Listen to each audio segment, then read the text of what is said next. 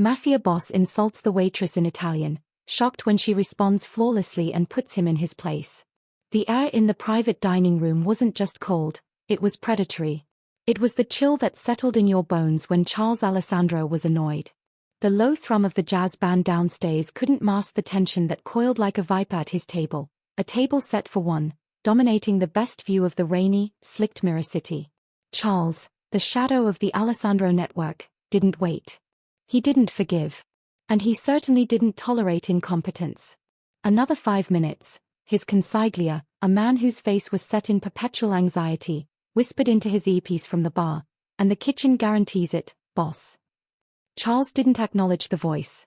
His focus was locked on the etched silver of the fork in his hand, a dull, metallic echo of the rage simmering beneath his bespoke Italian suit. 3 delays. 3 minutes past the promised window. It wasn't about the food, it was about the principle.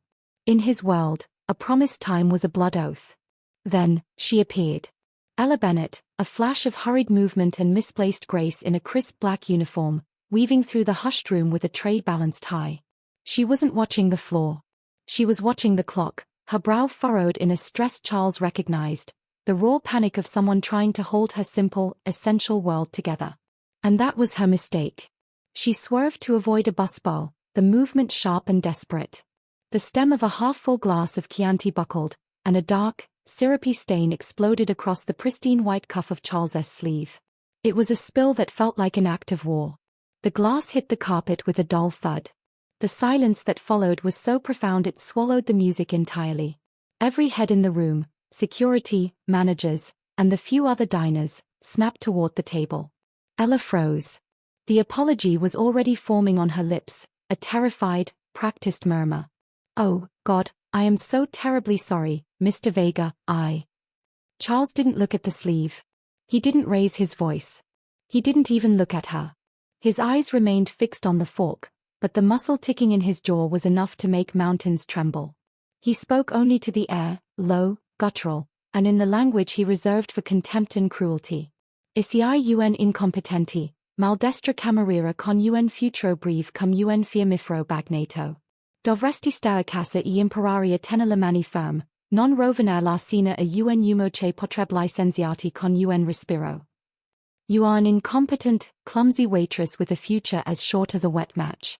You should be at home learning to keep your hands steady, not ruining the dinner of a man who could fire you with a breath."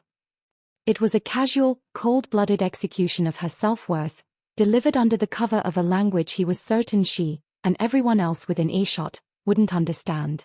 In his world, power was invisible, and insults were a private sport. He waited for the appropriate reaction, the widened, uncomprehending eyes, the silent, trembling retreat. But the trembling didn't come. A single, measured breath was drawn. Ella's eyes, which moments before were wide with fright, narrowed just slightly. She didn't flinch. She didn't cry. Instead, she set the empty tray down with quiet, deliberate care. And then, in the same fluent, precise, and utterly cold dialect of Palermo, she replied. "Corretto, signore.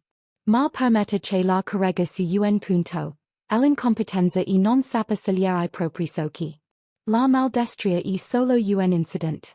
E un uomo che USA Illinois suo respiro per insulta una donna che lavora per Illinois suo pain non ha pota. Ha solo un piccolo cuore." "Correct, sir. But allow me to correct you on one point. Incompetence is not knowing how to choose one's associates. Clumsiness is merely an accident. And a man who uses his breath to insult a woman working for her bread doesn't have power. He only has a small heart." The polished room was suddenly frozen solid. The busboy stopped breathing. The manager's face went white. Charles Alessandro looked up. The coldness in his eyes didn't crack, but something deep within them, the ancient, hard bedrock of his authority, had just been struck by lightning. Who the hell was this woman? And what the hell was she implying about his associates? Before we continue, let me know in the comments where you are watching from. And if you haven't already, please, take a second to hit that subscribe button. Also click the notification bell so you won't miss any of our loving and heartwarming stories. The insult had been flawless. Her response, however, was a surgical strike. It wasn't just the fluency that shocked him, it was the courage. For the first time in his life, Charles' Italian, his private armor, his weapon of control, had been turned against him by a woman whose hands still faintly smelled of soap and sanitizer. She hadn't just spoken the language, she had spoken the truth of his character. Charles felt the first, unfamiliar prickle of a sensation he hadn't experienced since childhood: anticipation. The need to dissect the problem, to understand the mechanism of the defiance. He didn't move. He didn't speak. He simply stared, not in anger, but in the sudden, burning recognition of a profound mystery. Did she know who he was? Did she know the risk she had just taken? The truth of it was, he needed to know if the fire in her eyes was genuine courage or suicidal ignorance. What secret lay hidden behind the polite, exhausted facade of Ella Bennett? The spilled wine was forgotten, the delayed dinner was insignificant. All that mattered was the sudden, desperate, consuming need to discover why this waitress wasn't afraid to look the devil in the face and call him small. Charles Alessandro did not do curiosity. He did calculation. He did consequence. Curiosity was for novices, a vulnerability that led to distraction and, inevitably, error. Yet, as he watched Ella Bennett simply, efficiently, and without further comment, clean the Chianti stain from his cuff with a surprisingly steady hand and a small, monogrammed linen napkin, that dangerous curiosity coiled tighter around his focus. He had expected her to apologize again, to beg for her job, to show the appropriate level of servility that his world demanded and that her world usually offered freely. Instead, her movements were imbued with a quiet, almost fierce dignity. When she was done, she didn't meet his gaze again. She simply placed the soiled napkin on the side of the table and said, in English this time, her voice level and professional, "I will ensure your dinner arrives immediately, Mr. Vega. My deepest apologies for the incident." Then, she walked away. Not rushed, not defeated, but with a straight spine that suggested the fire he had seen in her eyes was her natural state, not a momentary flow of panic. Charles didn't touch the clean cuff. He sat there, letting the sudden silence of the room press in. The insult, delivered with the practiced cruelty of a man who believed words were merely tools to assert dominance, had been completely neutralized. She hadn't reacted like a waitress, she had reacted like a rival. His phone vibrated. It was his consigliere. Charles answered without moving his lips. "What is her name, Vincent?" "Everything. Now." Across the dining room, Ella felt the heat of his stare like a physical pressure on her back. She moved toward the kitchen, her hands shaking only after she was safely through the double doors. She leaned against the stainless steel counter, sucking in a deep breath that tasted of fryer oil and frantic steam. Ella Bennett's deepest desire wasn't wealth, or power, or even romance. It was safety. A simple, unbroken stretch of quiet life where the bills were paid on time, where her younger sister, Clara, could focus on her nursing studies without Ella's financial anxiety leaching into her life, and where no one asked about the years she had spent abroad, specifically in Florence and later Palermo. She desired the utter anonymity of a good, reliable worker. The spilled wine was an accident. Her response was not. It was a muscle spasm of self-preservation. To let Charles Vega's insult stand would have been to accept his assessment of her: incompetent, clumsy, disposable. She couldn't afford to be disposable. Not when Clara's future was balanced on the meager, often unpredictable tips and hourly wage this job provided. Ella knew who Charles Vega was, not from the headlines, he was too careful for that, but from the hushed, terrified whispers of the city's underbelly that even a hard-working waitress couldn't entirely escape. He was the shadow. The one who didn't threaten, but simply was. His presence felt like the tightening of a wire around the city's neck. And she had just snipped that wire with a few perfectly delivered Sicilian phrases. What if he's recognized me? The thought was a cold spike of fear. She had spent 5 years polishing away every rough edge, every trace of the complex, privileged, and dangerous life she had fled. "Ella, are you all right?" The sous chef, Jorge, a kind man with hands perpetually dusted with flour, laid a gentle hand on her shoulder. "Vega is notorious. Don't worry about the cuff. Just breathe." "I'm fine, Jorge. Just a clumsy night." She forced a smile, the kind she reserved for customers and for calming Clara's anxieties. But she wasn't fine. She was terrifyingly exposed. The Italian she had used was a relic, a secret language she shared only with her memories, a language she had vowed never to speak again, knowing it connected her too deeply to the life she needed to bury. Yet, the moment his contempt hit her, the words had flowed out, a defiant reflex born of a lineage she desperately wanted to forget. Meanwhile, Charles was already 2 steps ahead. His dossier on Ella was delivered electronically within minutes. Ella Bennett. Age 27. Waitress for 3 years. Lives in a modest pre-war apartment with her sister. No criminal record. Associates, minimal. Hobbies, reading, night classes in basic accounting. The file was thin, almost tragically boring. Except for one detail. From ages 18 to 22, the records were vague. A student visa to Rome, then 2 years unaccounted for, only patched together by money transfers from an anonymous European trust fund, which abruptly stopped 5 years ago. And a language profile, fluent in Italian, dialect of Palermo. Charles leaned back, a genuine, slow smile spreading across his face, the kind of smile that made his associates sweat. A simple, hard-working woman, he murmured to the empty room, tasting the words. But one who speaks the tongue of my home with perfect inflection, and who carries herself like an exiled queen. Ella's defiance hadn't just shocked him, it had validated the core belief that drove Charles, that power was merely information that others did not have. This woman held a piece of information about herself, a secret life, a hidden education, a history, that contradicted her current reality. And that made her infinitely more interesting than any business deal or rival. Charles Alessandro's motivation was pure control. He needed to know the variables. He needed to eliminate the unknowns. And Ella Bennett, with her small heart and her flawless Italian, was the largest, most intriguing unknown he had encountered in a decade. His greatest fear wasn't death or prison, it was unpredictability. And Ella, with her single, sharp rebuttal, had just injected total unpredictability into his highly ordered existence. He stood up, leaving $1,000 on the table for the inconvenience of the spill and the delay. He didn't need the money back. He needed to establish the debt, a subtle, unspoken claim. As he was escorted out by his security detail, Charles paused just outside the kitchen doors. He knew she could hear him. He spoke in English, loud enough for her, but casual enough for anyone else. Tell the manager I will be dining here every Tuesday and Thursday evening from now on. And tell the waitress, Ella Bennett, that the world is a small place. And sometimes, the smallest secrets are the biggest liabilities. The words weren't a threat, they were a promise of intrusion. He wasn't leaving. He was staking his claim. The game had begun, and Ella, whether she wanted to or not, was the central player.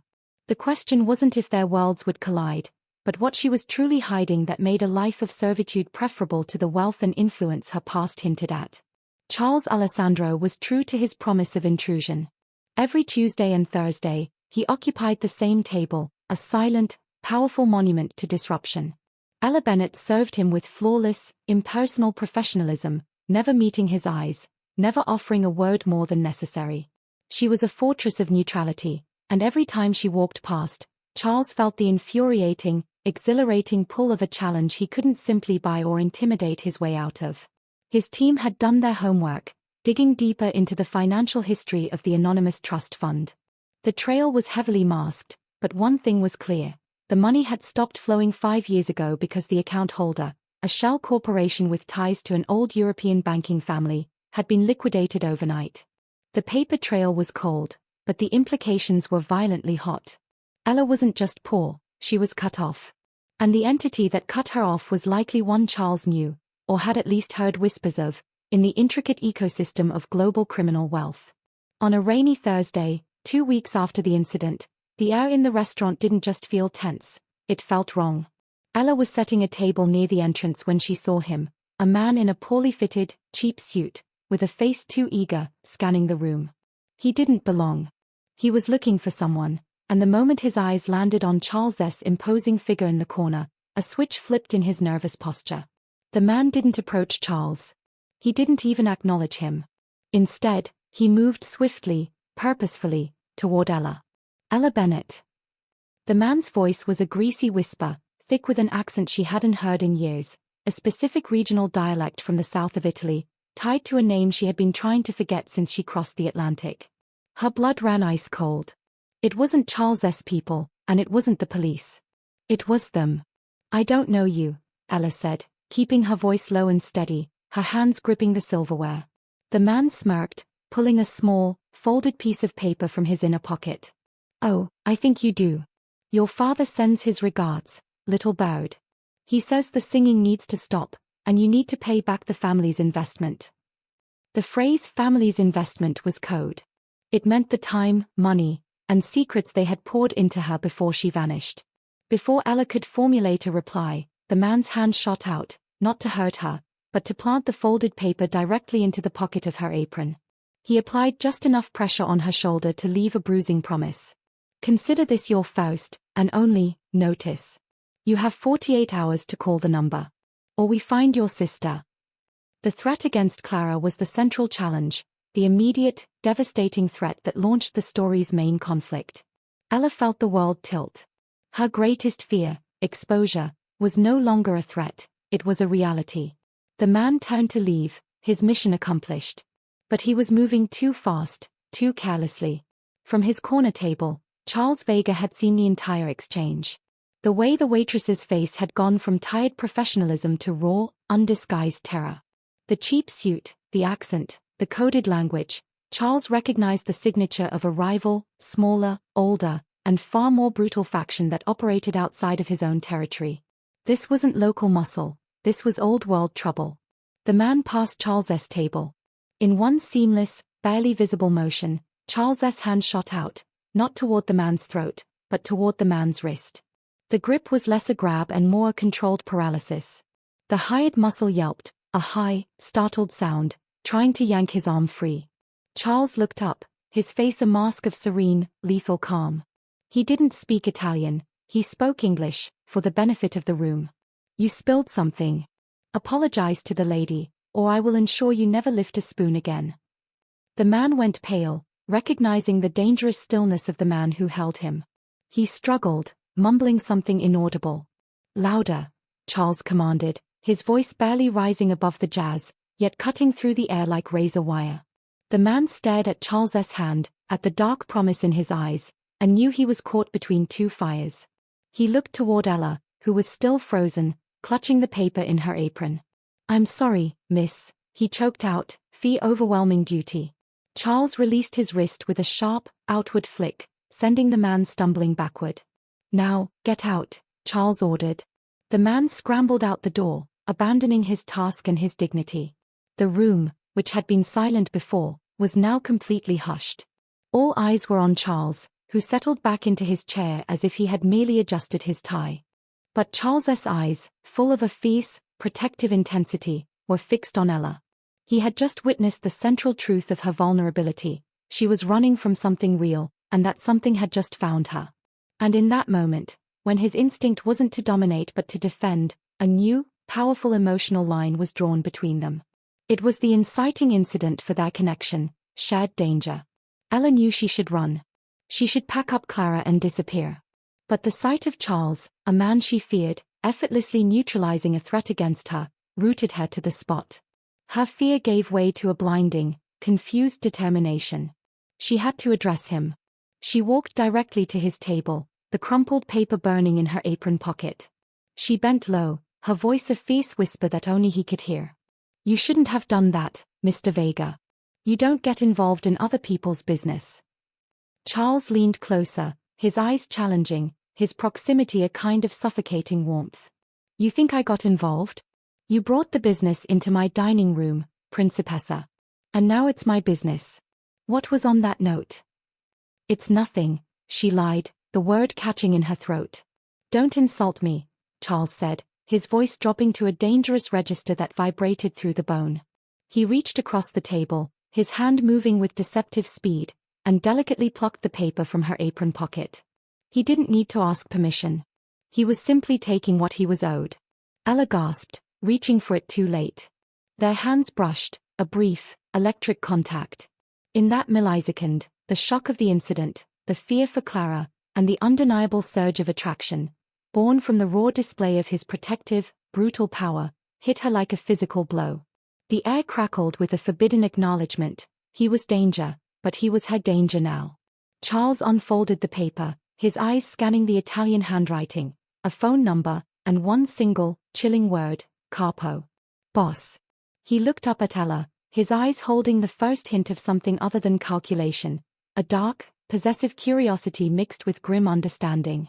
I know this handwriting, Ella. And I know who the capo is.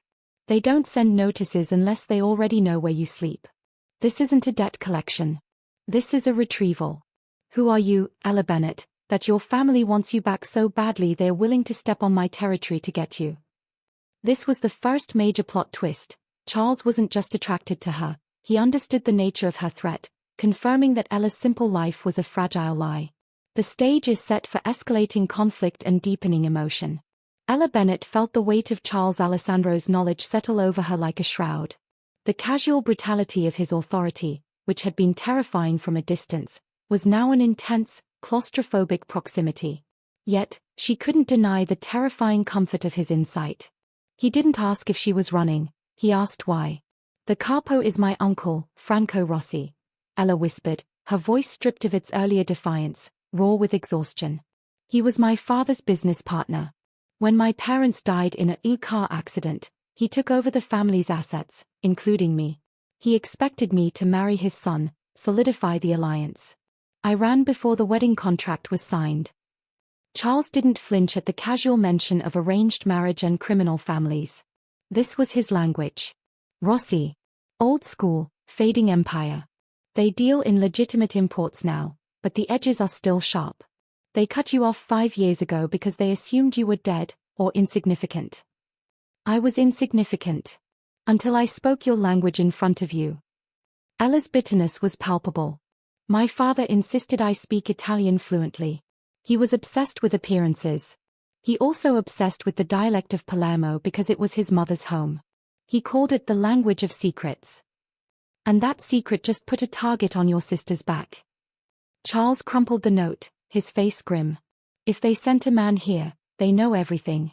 They know your route home. They know Clara's routine. Your simple life is over, Ella. Now, you have 2 choices, go back to Rossi, or take my help. Your help comes with a price, Mr. Vega. She looked him in the eye, finally letting her fear transform into steel.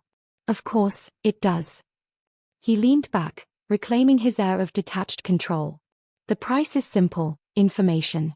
Why did Rossi liquidate your assets? It wasn't about the marriage. Rossi is greedy, not sentimental. He was after something your father had, and he thinks you know where it is. Ella hesitated, the memory of her father's last, frantic words before the accident echoing in her mind. A hidden vault. A document. She had dismissed it as the ravings of a dying man. But now, under Charles's intense scrutiny, she wasn't so sure. I don't know. My father only told me to run, and that if anyone ever found me, to never speak of the ledger. The word ledger hung in the air, heavy with unspoken danger. Charles's eyes sparked with professional interest. A ledger meant records. Records meant leverage. Good.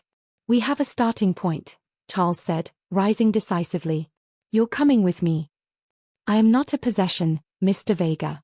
I am not leaving my life. You don't have a life, Ella. You have a target painted on your spine.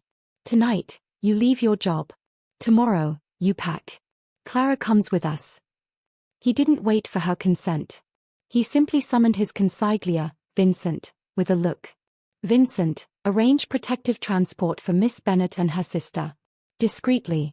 She needs an untraceable, secure location. We are establishing a protective detail. The capo's men are looking for a waitress, they won't look for my guest.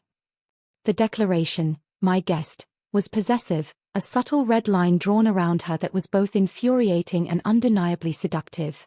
He was offering her the shield of his own overwhelming danger. The next 48 hours were a dizzying blur of shared vulnerability.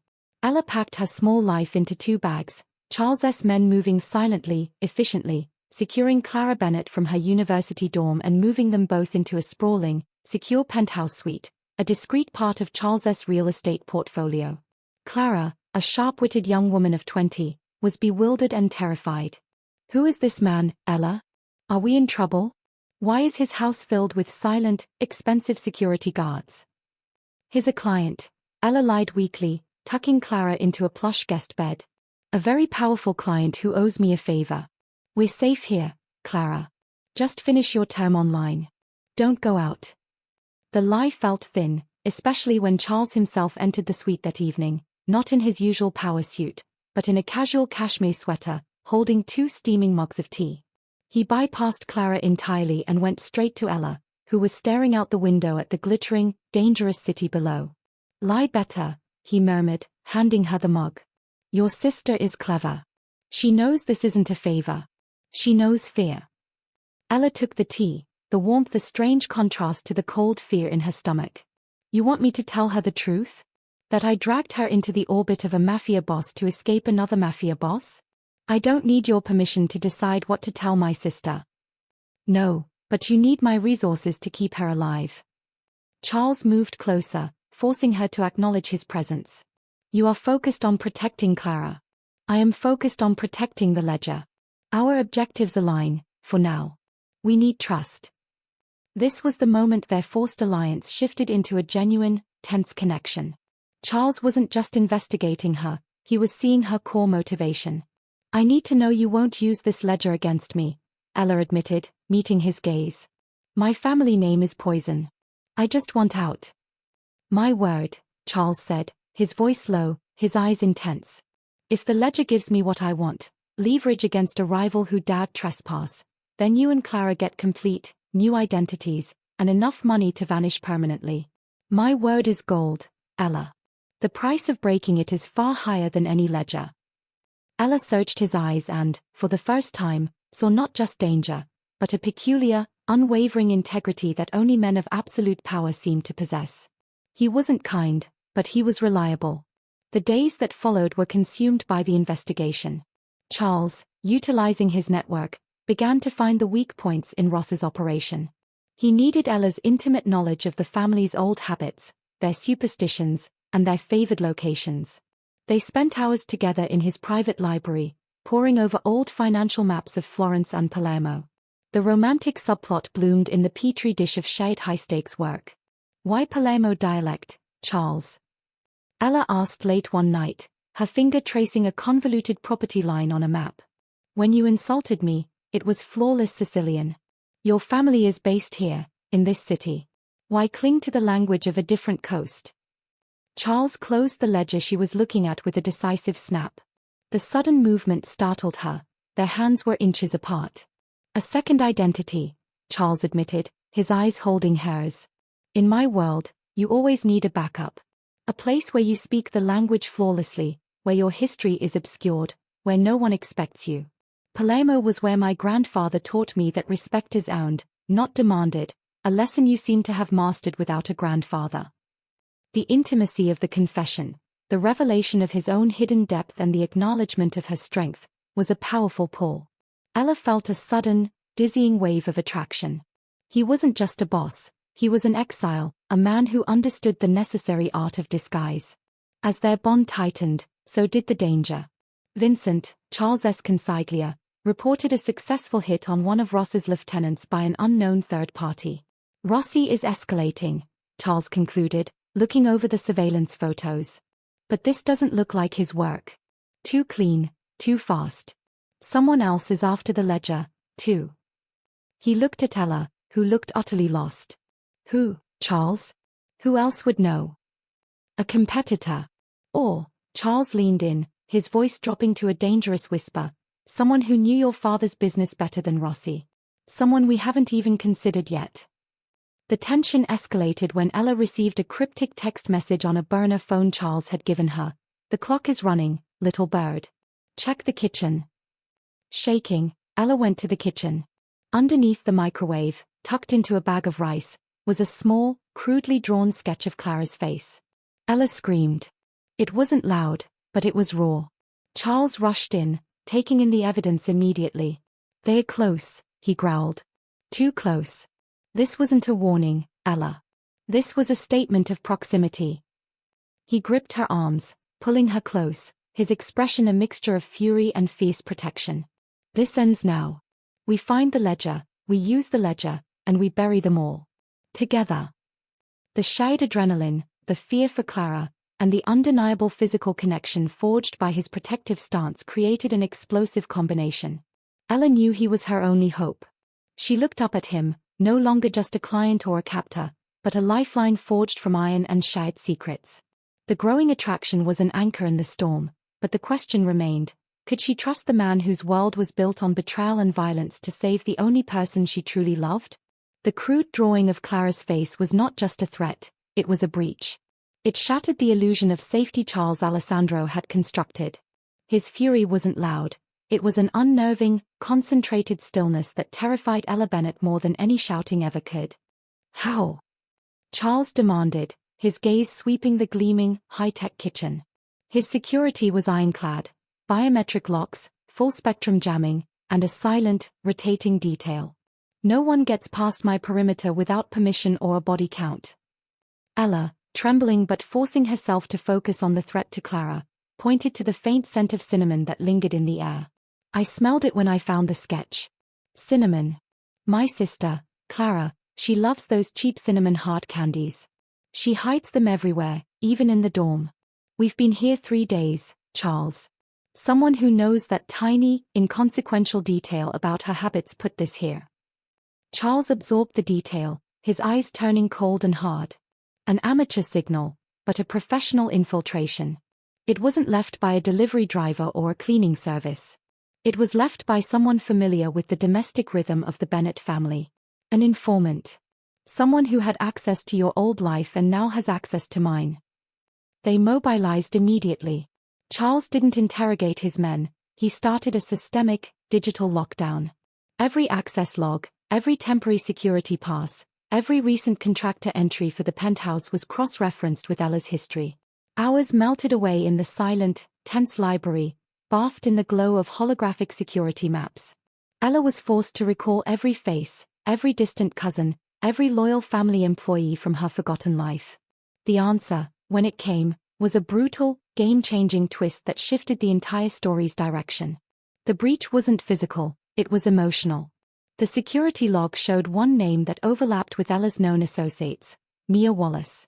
Mia, an old family friend of the Bennetts, had worked as a social liaison for Franco Ross's legitimate import business, often handling the paperwork for Ella's family trust. But Mia Wallace was also the name of the assistant to Senator Doyle, a powerful politician Charles was currently blackmailing to secure a lucrative city contract. Charles had only known Mia as a high-level mole within the senator's office. Mia Wallace, Charles breathed, staring at the photo. She reports to me on Doyle's moves. She's been feeding me intelligence for months.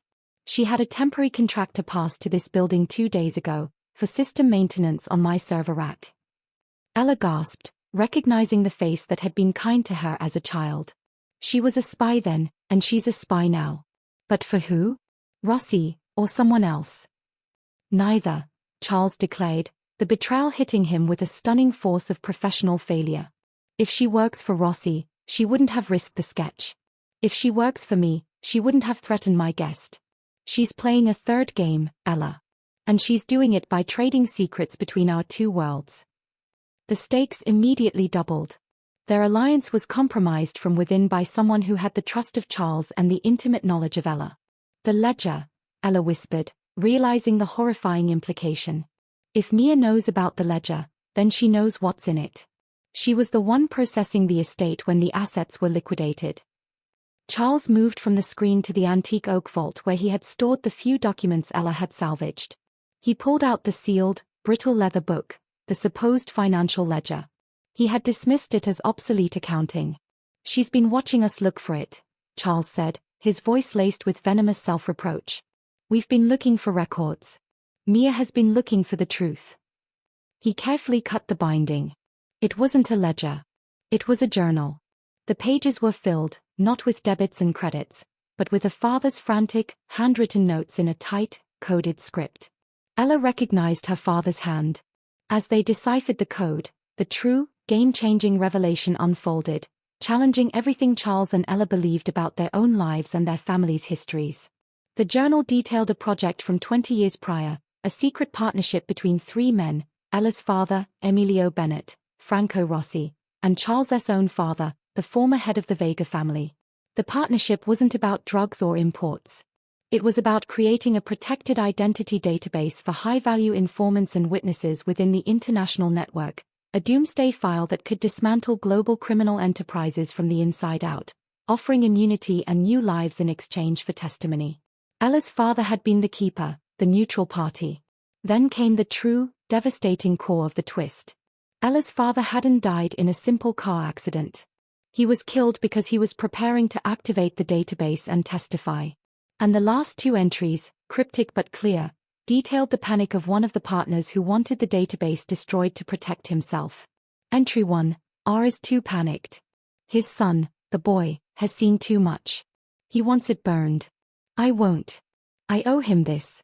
The future must be safe. R stood for Rossi. Entry 2, V has agreed. If I don't survive, V will protect the ledger and the child. He knows the danger of the name. He knows the weight of the crown. V stood for Vega. Ella looked up, tears blurring the text, her voice a raw whisper. Your father, Charles. Your father was supposed to protect this. He was supposed to protect me. Charles stood motionless, reading the lines himself. The betrayal wasn't from a rival, it was from a phantom of the past. His hands tightened into fists, his knuckles white against the dark leather. My father, Charles articulated, the words tasting like ash, died 5 years ago. Officially, a heart attack. Unofficially, 3 days after the Bennett's accident, he was found in his study, dead. The database was gone. Everyone assumed Rossi killed him, too, and took the asset. The ledger wasn't an asset, it was a liability, a list of names and transactions that proved Charles' father had been complicit in a witness protection operation, a betrayal of the very foundational principles of the criminal life Charles had inherited. And the real twist, the person who had betrayed both fathers and secured the ledger was not Rossi, but a fourth party, the one who actually killed Charles' father and pinned it on Rossi. This revelation completely shifted Charles' motivation. He wasn't helping Ella for leverage against Rossi anymore. He was hunting a ghost who had betrayed his own blood and left him an orphan of convenience, forcing him to take a throne stained by secrets. The accident didn't just kill my parents, Ella, Charles whispered, his carefully constructed composure finally cracking. He ran a hand over his face, revealing a raw, vulnerable fatigue she'd never seen. It set off a chain reaction that killed my father and put me in charge before I was ready. I always assumed it was Rossi, eliminating the threats. But this journal says V was supposed to protect it. My father was killed after he made this promise. He wasn't killed by a rival, he was killed by the fourth partner who didn't want the secret ledger to fall into anyone's hands, not even his son's.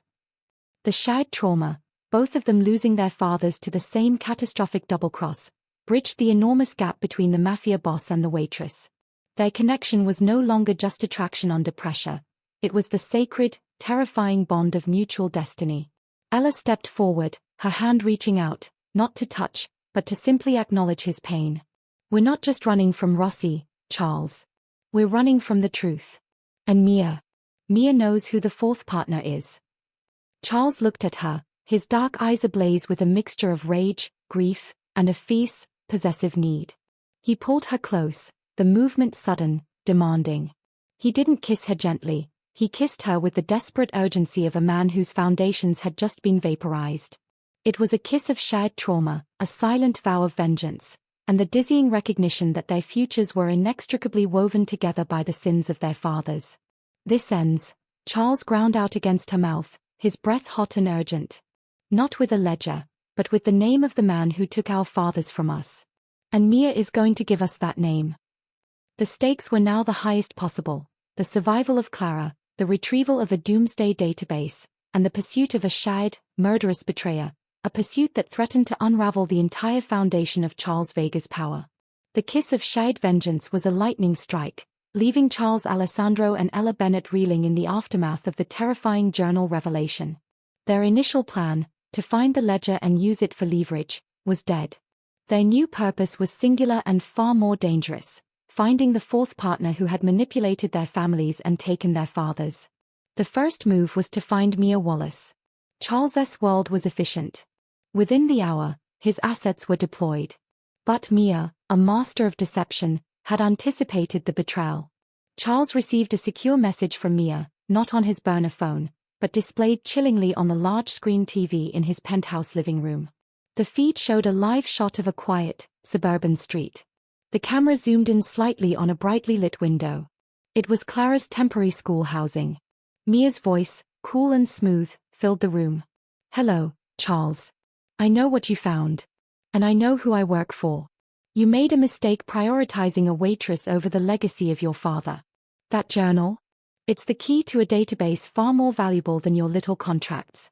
And I have it. I also have the only leverage that keeps your little bird in line." Ella screamed Clara's name, rushing toward the screen, helpless. Charles grabbed her, pulling her back before she could expose herself to the windows. "I am not a killer, Charles, but my employer is thorough. I need you to understand that Ella's sister is collateral. If you come after me, or if you expose the journal's contents to anyone, Clara vanishes. She goes into the database, only this time, there won't be a new life. There will just be silence." The screen went black. The silence that followed was suffocating. Mia's betrayal had resulted in the separation of the romantic interests, not physically, but by a chasm of impossible choice. "We have to go to her," Ella pleaded, her voice choked with panic. "Now, Charles. Before they move her." "No," Charles said, his grip on her arms tight, his eyes burning with controlled desperation. "That's exactly what they want. It's a trap. If we rush in, we lose. We don't even know where Mia is. We need information." Ella shoved him away, fury overcoming fear. "Information? My sister's life is not an algorithm, Charles. It's not a contract. You talk about vengeance, but you risk the only person I have left. You are exactly like your father, trading lives for power." The accusation was a direct hit, forcing Charles to confront his deepest fear, that he was merely a colder, more efficient version of the men who had destroyed their families. The hopelessness of the situation pushed him to his breaking point. "I am not him," Charles roared, smashing his fist against the wall, the sound a dull, sickening thud. "I am trying to win this. If I move now, I am proving I am predictable. We need to find the fourth partner. Mia is just the messenger. She is the lever, not the power." But Ella couldn't see past the threat to Clara. She had to take control, even if it meant abandoning Charles's protection. "I'm going," Ella stated, moving toward the suite door. "If you won't save her, I will. I know Clara. I know the way she thinks. Maybe I can talk to Mia. I have to try." Charles lunged forward, blocking the door. "You step out that door, Ella, you walk into a meat grinder. Rossi is still out there. The fourth partner is out there. And Mia is waiting for you to make a desperate move." "Then I am desperate." Ella shoved his chest, tears streaming down her face. "You wanted to know my secret? My secret is I can't live without my sister. Your game is about control and revenge. Mine is about survival and love. And if that makes me weak in your world, then I embrace it. Let me go." The ensuing argument was not just about strategy, it was a brutal confrontation of their opposing worlds. Charles, the man of systems and calculated risk, demanded patience. Ella, the woman of instinct and heart, demanded immediate action. Charles knew he had to let her go. He saw the fire in her eyes, the same fire that shocked him in the restaurant. He realized that forcing her to stay would break her spirit, and it was that spirit he had come to need. He couldn't save her by controlling her, he had to save her by trusting her defiance. He stepped back, his face a mask of defeat and raw desperation. "Fine. You want to walk into the trap? You walk into the trap. But you don't go alone. Vincent will take you, but he operates under my rules: observe, locate, and extract only if safe. You do not engage Mia. You do not talk. You simply locate Clara, confirm her status, and get out. You understand?" Ella nodded, the adrenaline surging. The connection was fractured, the trust strained, but the mission was the same. She was leaving the safety of his compound, entering the field of his brutal, dangerous world, and facing her deepest fear, the death or disappearance of her sister. Charles grabbed her arm just as she reached the door, pulling her back one last time. His eyes were wide, filled with a look of pure, agonizing fear he reserved only for this moment. "If anything happens to you," he whispered, his voice shaking with a rare, terrifying vulnerability, I will burn this city to the ground. Find her, Ella. And come back to me. He pressed a small, cold object into her palm, a specialized, encrypted locator beacon. A lifeline. The door opened. Ella stepped out of the sanctuary and into the hopeless, rain-swept night that was now hunting her. Charles watched the security feed of her departure, the despair a crushing weight in his chest. His world was crumbling. His father's legacy was a lie. The woman he had come to desire was gone, plunging into danger because of a threat he couldn't prevent. He was a king without a queen, and the kingdom was burning. He was utterly, terrifyingly alone. The situation appeared hopeless. Ella was heading into a likely ambush, and Charles was left behind, forced to confront the chilling possibility that he might lose the two most important people in his life, Clara, his unwitting collateral, and Ella, the defiant heart that had exposed his own vulnerability. Ella Bennett rode through the rain-slicked city in a nondescript black sedan, the encrypted locator beacon Charles Alessandro had pressed into her hand now feeling like a burning ember. Beside her, Charles's most trusted security man, Vincent, was a granite presence, silent and focused. Ella's fear for Clara was a tight, painful knot, but as the car approached the dimly lit side street of Clara's temporary housing, her instincts began to sharpen. The scene was too quiet. Too perfect. There were no lurkers, no black vans, and no obvious surveillance. The light in Clara's window was on, exactly as Mia Wallace had displayed on the screen. It was a classic, heavy-handed ambush setup designed to draw Charles, the big fish, into the open. But Ella's gaze fixed on a small, almost invisible detail. A single window on the second floor was slightly ajar, rattling faintly in the night wind. Clara was meticulously neat. She never left a window open during a storm. "Stop the car, Vincent." "Down the block," Ella ordered, her voice firm. Vincent, loyal to Charles, but honoring the moment of Ella's command, pulled the sedan into a dark alley. Ella knew the plan was to observe, but her own courage, born of her fierce love for her sister, demanded she act. She had to find the source of Mia's confidence. She slipped out of the car and into the shadows, moving with a practiced stealth that betrayed her history. She had learned to move silently through the corridors of her father's Tuscan estate, a skill she was using now to save the life she had built. When she reached the window, she could hear faint, muffled sounds from inside. But it wasn't Clara's voice. It was Mia's. Ella risked a quick peek. Clara was sitting rigidly on a sofa, unharmed, but bound at the wrists with zip ties. Standing over her, holding a phone to her ear, was Mia. Mia wasn't looking out for Ella or Charles. She was talking to someone else. "Yes, the bait is set. They think I'm the target. They think they need the database to beat me. Tell the capo that the key is secured. And remind him that his son's taste for cinnamon is why we know where to hide it. It's always the sentimental weakness, isn't it? He should have destroyed the place years ago." Ella didn't need to hear another word. She pulled back from the window, her mind racing. Mia wasn't guarding Clara, she was staging a conversation for interception. She wanted Ella to hear the keywords: capo, key, and cinnamon. It wasn't about the sketch, it was about the location. Mia was giving Charles a new, false lead, designed to send them on a wild goose chase. But in her hubris, she had given Ella a truth. Ella had been wrong before. The cinnamon candy wasn't just Clara's habit, it was the signature flaw of the capo's son, a taste Mia had known about from their youth in Italy. Ella fumbled with the locator beacon in her pocket. It wasn't just a tracker. Charles had told her it was an encrypted messenger. She couldn't call, but she could transmit a tiny burst of coded data. Her hands, though shaking, typed a message into the device's tiny interface, using the Italian codes they had established over the maps. Capo's son. "Cinnamon. Not here. Mia is talking to someone else." Just as she hit send, the sounds inside escalated. Mia had finished her call. Two men, heavy-set, brutal, and smelling faintly of cheap tobacco, slammed through the front door. They weren't Ross's men, they were clean-up crew. They moved toward Mia, not to protect her, but to silence her. Mia, realizing she was no longer the player but the victim, screamed. Ella had hit a turning point that Mia hadn't anticipated. By revealing the connection to the capo, Mia had made herself obsolete and dangerous to her own boss. Ella had to move.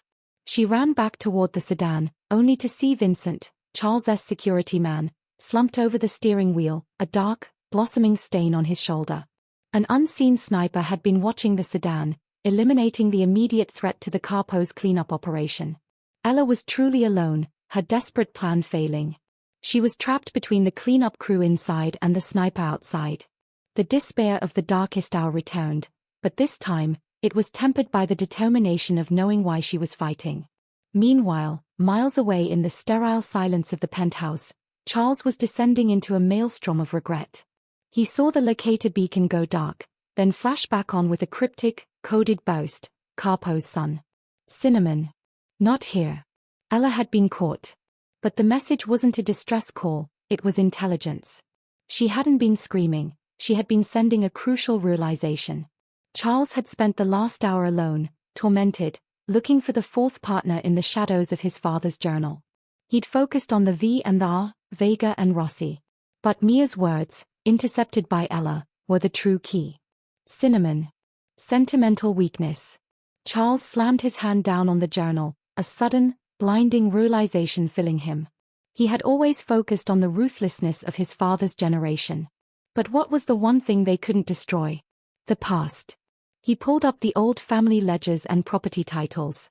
His grandfather, the man who taught him Palermo Italian, had owned a series of legitimate front businesses, bakeries and spice importers, the original foundations of the Vega family's wealth. One location, a warehouse and defunct industrial bakery in an old Italian neighborhood, had been shuttered for 30 years.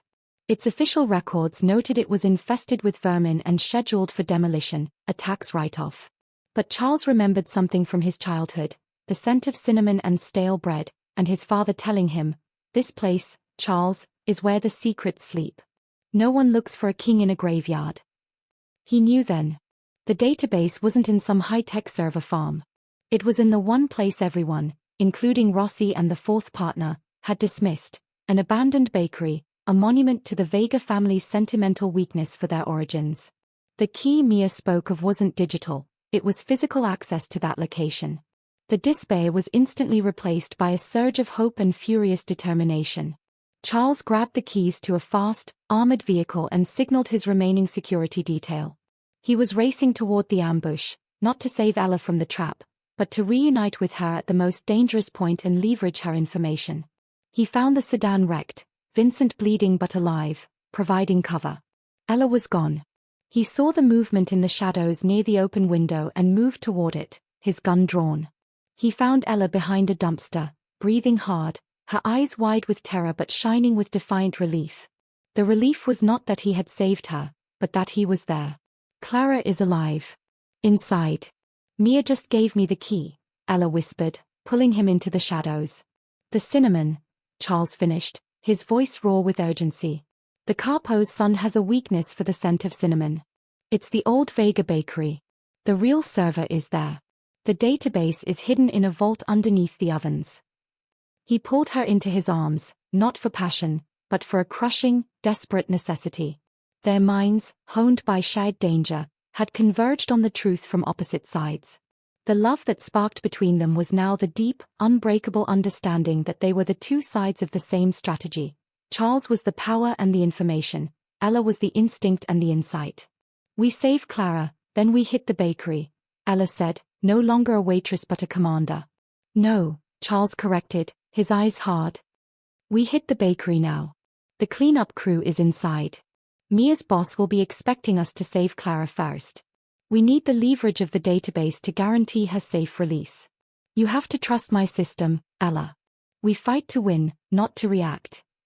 Ella stared at the window where her sister was tied up, then back at Charles, at the unyielding force of his will. The choice was agonizing, but she knew he was right. They had to choose victory over comfort. "Then let's go," Ella said, gripping his hand, sealing their vow. "We start the final move. But first, you are going to tell me the name of the fourth partner." Charles looked down at her, his face grim. "I know who it is. And he's already waiting for us at the bakery. He's the one who was supposed to protect us both, Ella.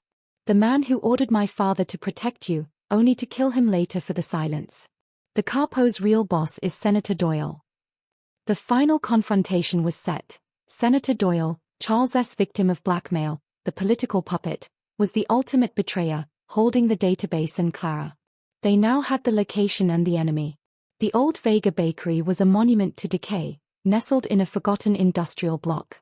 The air inside was thick with dust, stale cinnamon, and the silent menace of an impending trap.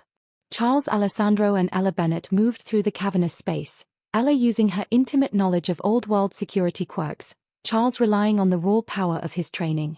Ella found the faint seam in the concrete floor near a rusted, colossal oven, the location Charles's father had mentioned. The vault is here. It's a manually operated combination. My father was obsessed with analog security. No digital footprint. Charles knelt, his eyes fixed on the antique lock. Senator Doyle won't be relying on the combination. He'll have men waiting. As if on cue, a calm, measured voice echoed from the shadowed corner where the flour sacks were piled high. The astute Mr. Vega, always prepared for the worst. It's a shame your father wasn't.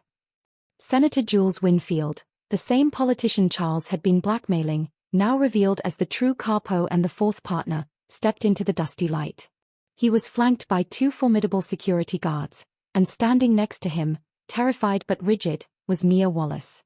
Charles, Ella, Doyle said, a sickeningly pleasant smile on his face. Welcome to the grave of the Vega and Bennett legacy. Mia was merely the messenger, ensuring you two led me to this vault. It seems you've done the hard part for me. The air crackled. Charles did not flinch, his face a mask of lethal calm. You killed my father, Doyle.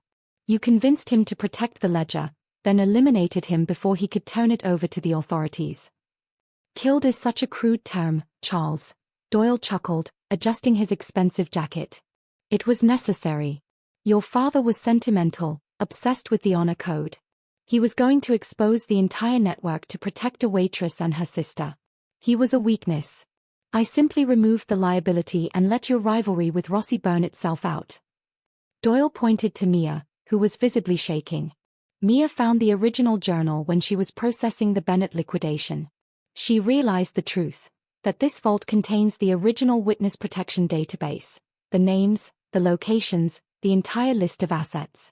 A list that, if released, would guarantee my election as president and grant me immunity from every crime I've committed in the last 20 years. I just needed the two of you to find the key, Cinnamon, the sentimental code of the Vega family.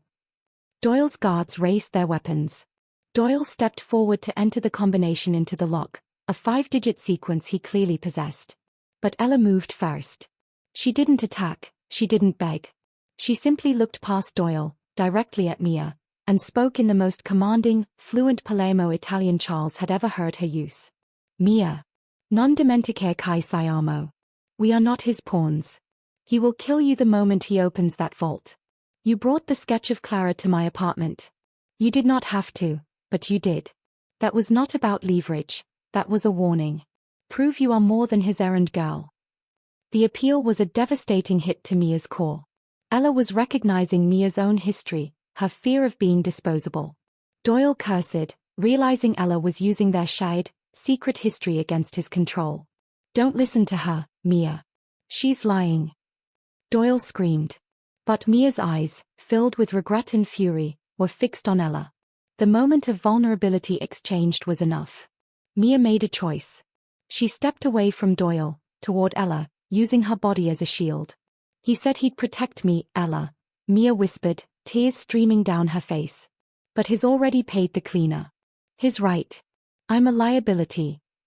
Doyle lunged at Mia, attempting to restrain her, but the distraction was complete. Charles moved with blinding speed, a whirlwind of lethal efficiency. He didn't use a gun, he used the environment. He grabbed a heavy, rusted crank handle from the old oven and took out the first guard with a single, brutal strike to the head. The second guard fired, the bullet sparking harmlessly off an iron support beam as Charles dove behind a stack of steel trays. Ella didn't wait. She grabbed Mia's hand and pulled her toward the dark, narrow ventilation shaft she had noticed earlier. We need to buy Charles time. Tell me the combination, Mia.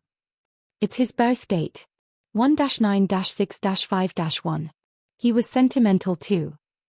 Mia shouted, crawling into the shaft. The fight between Charles and the remaining guard was raw, brutal, and utterly silent save for the ragged breathing and the metallic sounds of combat. Charles, fueled by years of repressed rage against his father's betrayer, fought with a savage intensity, finally pinning the guard and delivering a decisive strike. Charles didn't pause. He grabbed the handle and ran to the vault, spinning the dial furiously, 1-9-6-5-1. The heavy, iron door groaned and clunked open. Doyle, enraged, stood over the injured guard, leveling a heavy, chrome handgun at Charles. "You fool. It's empty, Charles. I moved the database 3 days ago. This was only ever the vault for the testimony, the blackmail files. The real asset is elsewhere." Charles, panting, looked at Doyle with contempt, then smiled, the first genuine, chilling smile Doyle had ever seen. "I know the database isn't here, Senator," Charles said, his voice calm. "I knew it wasn't here the moment you brought Mia, the cleaner, with you. You wouldn't risk her if the primary asset was exposed. This is just the decoy." He then reached into the vault and pulled out a single, heavily encrypted flash drive, wrapped in a thick, protective layer of plastic. "This," Charles said, holding up the drive, "is the blackmail testimony drive. Everything you've ever said, every lie, every threat you made to my father and to Rossi, recorded and stored here. And Mia just confirmed you killed my father."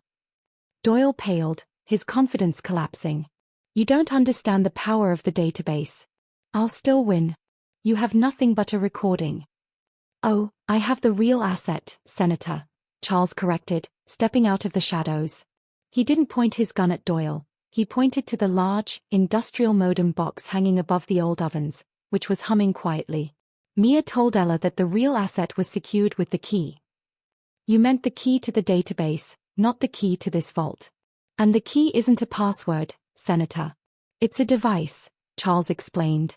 "The database has been sitting in a remote server farm, waiting for the one person in the world who could activate it, Ella Bennett. Her biometrics were tied to the master key, a safeguard my father and hers put in place. Your mistake wasn't killing my father, Doyle. It was leaving the waitress alive." Charles looked at Ella, who emerged from the shaft, her face streaked with doubt but glowing with triumph. He nodded. Ella walked to the modem box. She pulled out the small, metal locator beacon Charles had given her, the one she had used to send the coded message.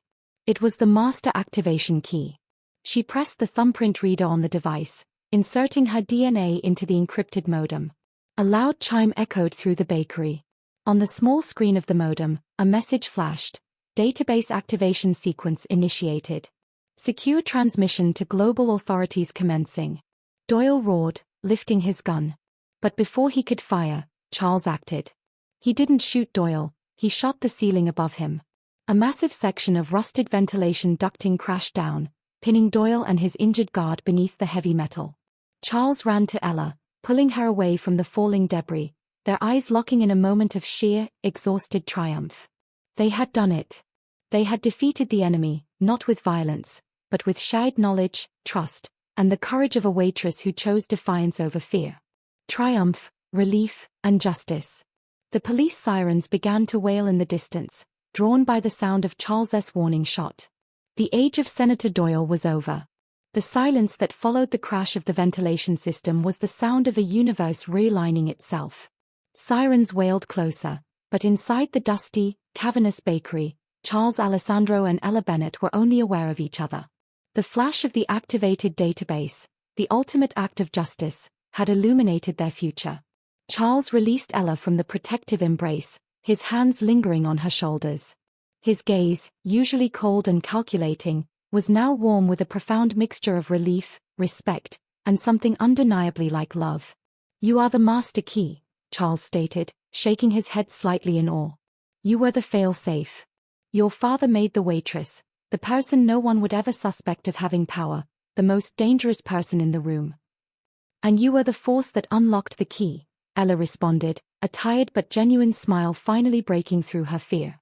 "I had the code, you had the means. We did this, Charles. Together." Mia Wallace, crawling out of the ventilation shaft, watched the exchange, her own future uncertain but her conscience clear. Senator Doyle, pinned but alive, began to bellow threats from beneath the wreckage. "Vincent is coming," Charles said, listening to the approaching sirens. "The police will secure Doyle and Mia. This blackmail testimony drive," He held up the physical flash drive. Will guarantee Doyle faces a federal jury before he even thinks about making bond. As for Mia, she just saved the life of my associate, Vincent, by warning him about the sniper, a detail you may have missed, but I didn't. She'll get a deal for her testimony. Ella's immediate concern was Clara. Charles, anticipating this, pulled out a secure satellite phone. Vincent has already secured Clara. She's safe. She's being taken to a secured location until the dust settles and her identity is changed. Now, we need to talk about your identity. He looked at her, his expression intense. I gave you my word, Ella. New lives. New identities. Untraceable funds. Enough for you and Clara to vanish and live in peace. The database transmission will keep the authorities busy for weeks. You walk away now, and you're free. You can choose any country, any life you want. Ella looked at the wreckage, at the defeated man, and at the man who had risked his empire for her. She had won her safety, her freedom, and her sister's life. She had defeated a ghost from her past. But her heart, once set on the simple anonymity of a waitress, now ached for the complexity of the man standing before her. And what about you, Charles? She asked softly. You just dismantled a conspiracy that reached into the highest levels of your city, destroyed the evidence that could have been used against your own network, and exposed your family's deepest secret. The power you inherited, it's been sanitized by the truth. My father's name is clean, and the rats are scattering, Charles said. My world is fundamentally changed, Ella. I've spent my life mastering control, only to find the only thing worth fighting for is unpredictability, the unpredictability of a woman who isn't afraid to use the language of secrets against me. He stepped closer, closing the final space between them. I don't need a waitress, Ella. I need a partner. Someone who understands the weight of a secret and the value of defiance. The Vega name is still powerful, but it needs to be steered toward something constructive, something cleaner.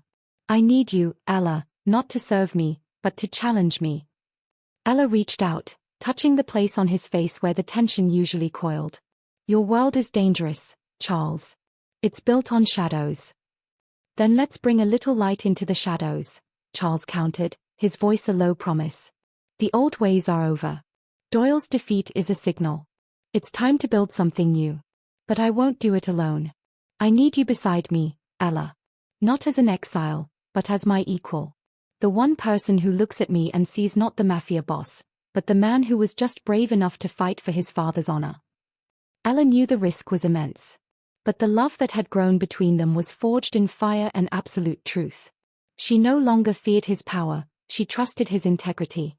I need to see Clara first, Ella said, a condition, a non-negotiable anchor to her real life. Charles smiled, the relief transforming his face into something truly handsome. Of course. And then we talk about building a future where your father's legacy isn't the ledger, but hope. She took his hand. The door of the bakery burst open, and Charles's remaining security detail flooded in, followed by the police. Charles and Ella walked out together, stepping over the threshold from the ruined past into the uncertain, but shade, future. Weeks later, the dust had begun to settle.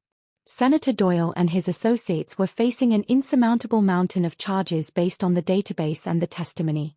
Mia, after a tense period of cooperation, was granted witness protection, a small mercy Charles helped facilitate. Ella and Charles were in Italy, far from the city, standing on a cliff overlooking the shimmering Mediterranean Sea. Clara was safe and sound, having resumed her studies under a new, secure identity, unaware of the full scope of the danger she had escaped, only knowing that her sister and Charles were heroes. Ella wasn't the waitress anymore, she was a partner. She and Charles were not just lovers but co-architects of a massive, legitimate foundation using the Vega resources to fight back against the very systems they once benefited from, a foundation dedicated to justice and security, an honor guard for Charles's father's forgotten legacy. Charles turned to her, placing a simple, elegant silver ring on her finger. A symbol of a promise, he whispered. The promise of an honest life, built together, on our own terms. Ella looked at the ring, then at the sea, and finally at the man who had insulted her in Italian, only to fall in love with her defiance. She had found her safety, not in running, but in standing her ground. She had found her home, not in anonymity, but in the heart of the most powerful and vulnerable man she had ever known. Thank you so much for watching. Let me know what your favorite moment of defiance was in the comments below. Also like, subscribe and hit the notification bell so you won't miss any stories like this.